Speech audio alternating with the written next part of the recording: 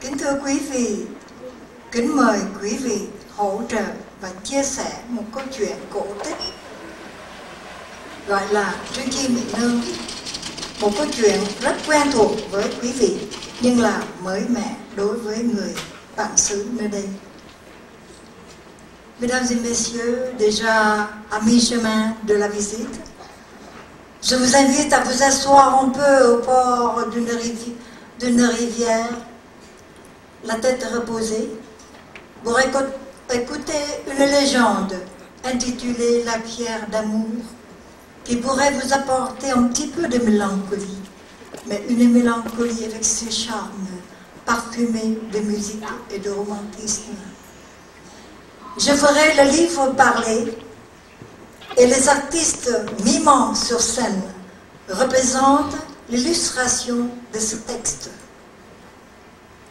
Je vous invite à me suivre et j'espère qu'elle vous plaira. Merci.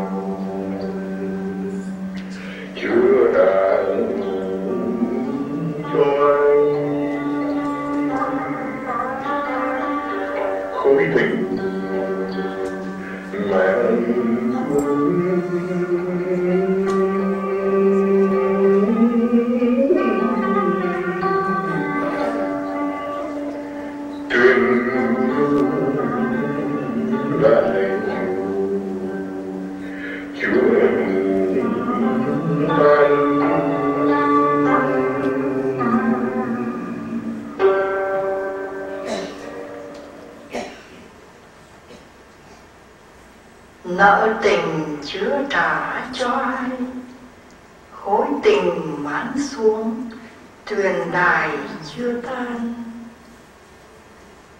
Tant que la dette d'amour demeure au pays des sources, la pierre d'amour ne peut fondre. Le pays des sources, c'est celui des 9 sources, Kutuyen, ou celui des sources jaunes, Wintuyen. C'est le pays de l'au-delà.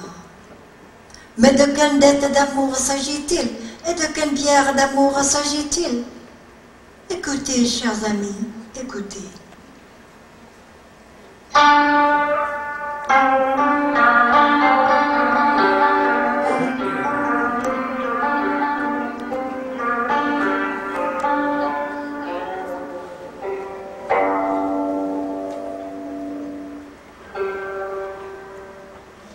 Il était une fois, il y a bien longtemps, une jeune fille d'un dignitaire de la cour, belle comme le jour. Minum était son nom. Elle vivait retirée dans le gynécée comme les jeunes filles de sa condition. À la longueur de la journée, elle passait son temps à lire et à broder. Mais un soir, au clair de la lune, le ciel était bleu L'eau était calme. Elle regardait la rivière qui déroulait son écharpe blanche entre les collines d'un vert tendre. Et sur le calme glissait une barque silencieuse, la barque de Chumchi, le pêcheur. De sa fenêtre, elle distinguait à peine ses mouvements et sa silhouette fugitive. Mais bientôt, une voix s'éleva, une voix chaude et timbrée. Nó tình chưa trả cho ai,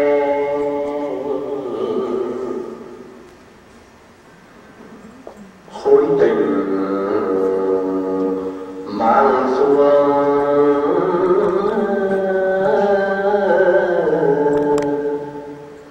tuyến đài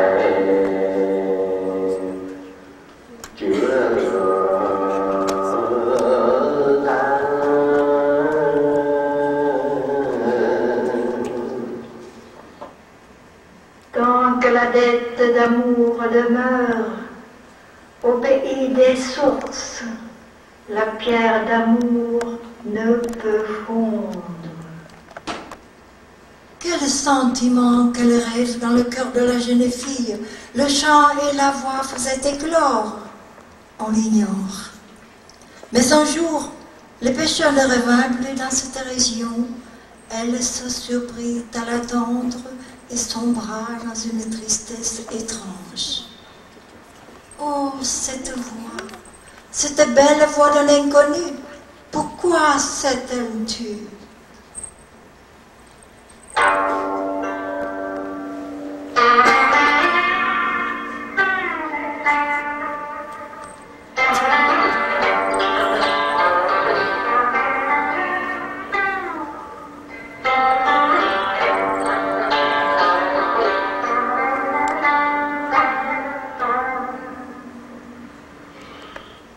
Et la jeune fille tomba malade. Le jour comme la nuit, les yeux fermés, elle restait étendue dans son lit. Ces jours ont perdu la couleur rose, couleur fleur de péché. Son père fit venir les médecins les plus renommés, mais aucun n'a trouvé la cause du mal. Elle restait plongée dans la torpeur, et aucun médicament ne pouvait chasser sa langueur. Et le haut dignitaire fit venir même des bonzes pendant 3 jours et 3 nuits. Ils ont récité de forces prières, prononcé des milliers de fois le nom de Quan Am la miséricordieuse, mais aucun effet. L'adorable fleur continuait à se faner.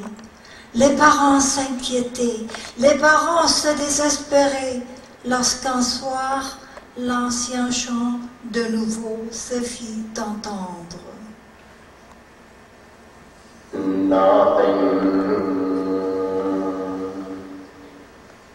chưa trả cho ai,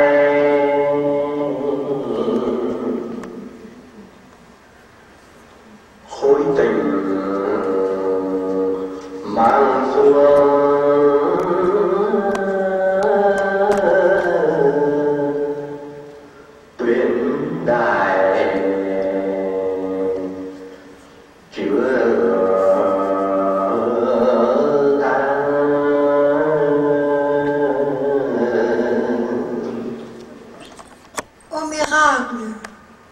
les joues de la jeune fille reprirent la couleur rose. Elle ouvrit les yeux, tendit ses oreilles, et son cœur commença à battre d'un rythme régulier, et sa respiration reprit sa force et sa régularité. Est-ce un miracle? Est-ce une coïncidence? Est-ce le chant qui l'a guéri? Le haut dignitaire a interrogé ainsi toutes les servantes et toutes par précaution préféraient se taire. La vieille nourrice fut chargée d'éclaircir ce mystère. Elle vint trouver sa maîtresse et lui demanda: « Oh, ma petite perle adorée, la servante ne se trompe pas. Le soleil brille dans vos yeux quand de la rivière s'élève vers vous ce chant mélodieux. Oh, très cher Maurice, peut-être avez-vous raison. Je ne sais pas pourquoi j'attends tous les soirs ce chant qui pénètre en moi, dans mon cœur et mon âme en émoi. J'ignore comment est le chanteur, mais il ne peut pas être simplement un pêcheur. Peut-être est-il un dieu qui arrive des cieux. Oh, très cher Maurice, je mourrai un jour si ce chant doit se taire pour toujours. Mais votre servante se permet de rappeler à sa petite perle adorée qu'une jeune fille de bonne famille ne pourra jamais confier à une main profane de tirer l'épée sacrée. Et la jeune fille ne répondit pas. La vieille nourrice avait raison, et bien souvent, l'amour a des raisons que la raison ne connaît pas. Instruit par la nourrice, le haut dignitaire décida de guérir le mal par le mal. Il appela sa fille et lui dit: Ma fille unique, joyeux de mon cœur, ton père vient d'apprendre que tu ne... Sans écouter ce chant d'un inconnu qui s'élève de la rivière le soir venu. C'est pourquoi il a pris la décision de faire venir aujourd'hui ce chanteur qui va chanter dans notre demeure, devant nous, devant toi. Mais après ce chant, tu devras faire un choix. Ou bien tu épouseras cet inconnu, et jamais tu ne pourras plus remettre les pieds dans cette demeure. Ou bien ce chanteur devra quitter ce village cette nuit, et que jamais, jamais plus on n'entende parler de lui. C'est tout ce que j'ai à te dire.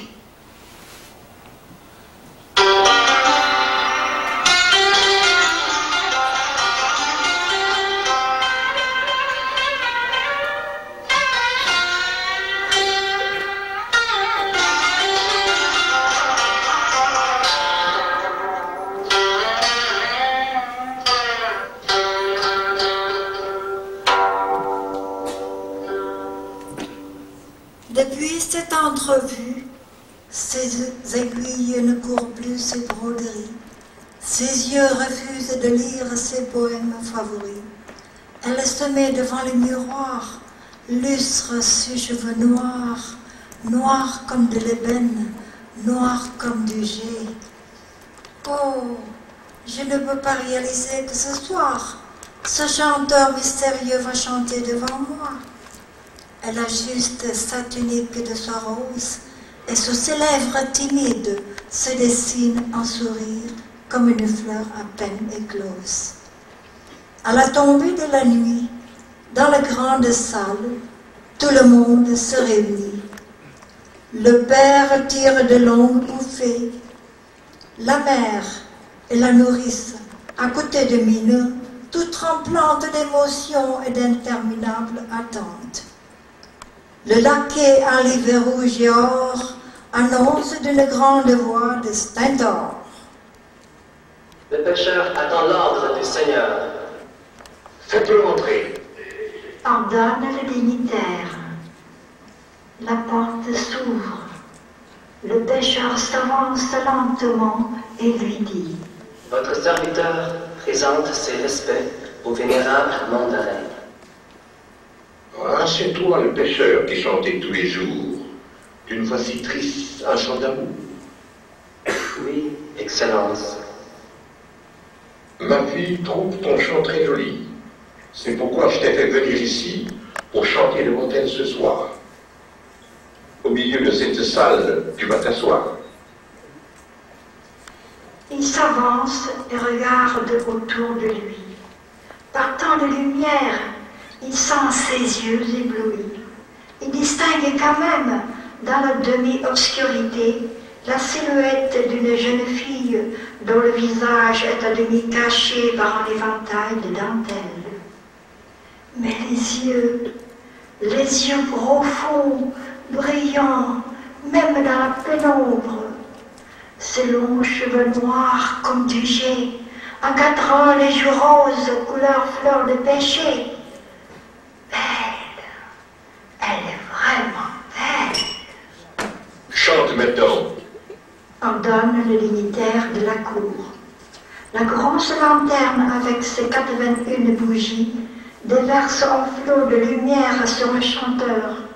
Il cligne ses yeux, recule d'un pas, comme s'il avait peur que la lumière n'accentue sa laideur. Son nez crochu, flanqué de 2 yeux louches, une grande cicatrice au coin de sa bouche. Laid, il est franchement laid. C'est si différent du chanteur dominant arrivé. Chante. Répète le mandarin. Il se met à chanter la même voix, la même mélodie nostalgique. Ngỏ tình chưa trả cho anh,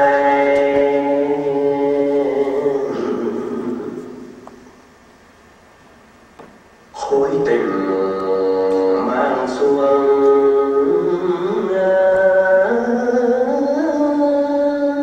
Assez, assez! Il n'a pas encore fini le 2e vers que la jeune fille lui ordonne de se taire. Je ne veux plus l'entendre chanter. Et la jeune fille éclate en sanglots et on la conduit dans sa chambre.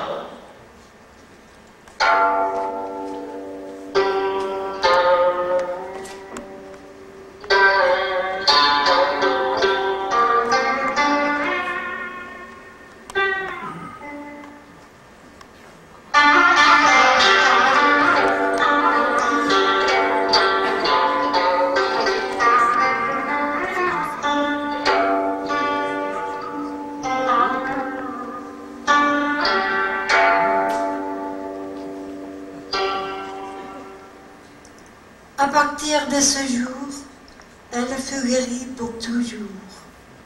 Elle oubliait le chant, elle oubliait le chanteur. Mais Chunti, le pêcheur, devant tant de beauté, fasciné par cette jeune fille aux joues roses couleur fleur de péché, reçut de cette apparition un choc fatal. Il fut atteint d'un mal, un mal connu sous le nom de Tuntu, et qui n'est autre chose que le mal d'amour. Il perdit et le sommeil et l'appétit, consumé par son amour sans espoir. Il dépérit et un jour il s'éteignit, emportant dans son cœur si lourd le mal qui se cristallisait en une pierre d'amour. Kiếp này tình chẳng gặp nhau,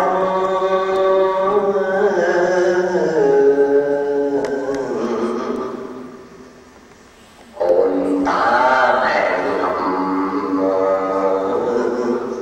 kiếp sau. Suốt đời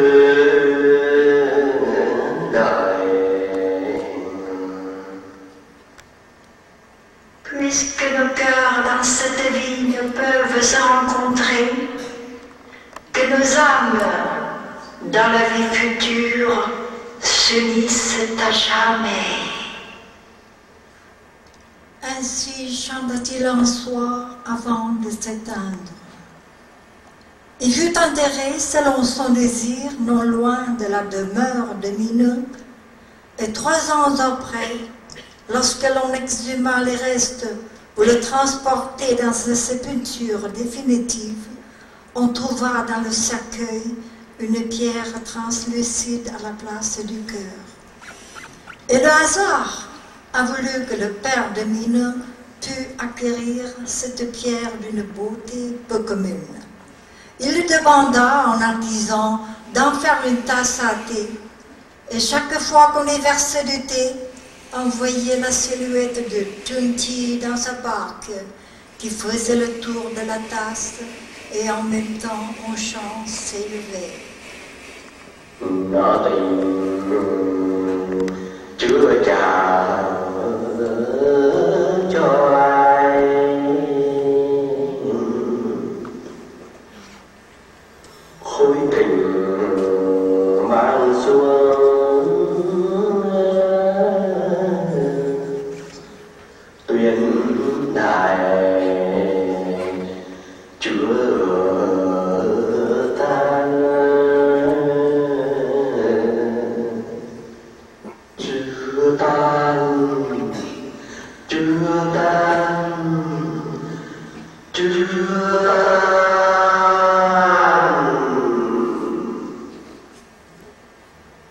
tant que la dette d'amour demeure, au pays des sources, la pierre d'amour ne peut fondre, ne peut fondre, ne peut fondre.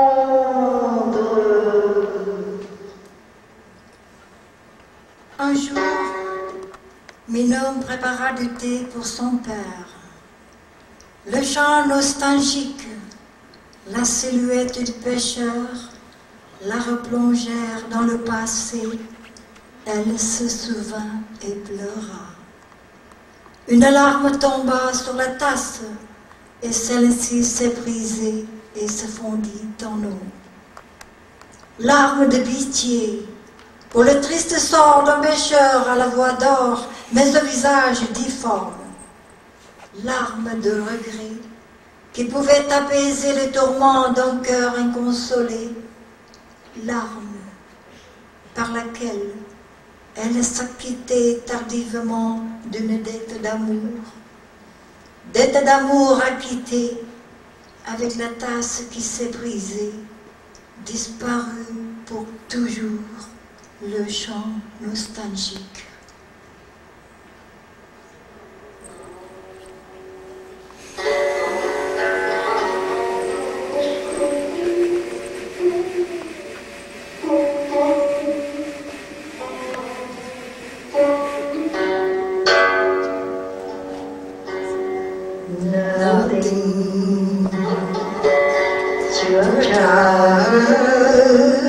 Cho ai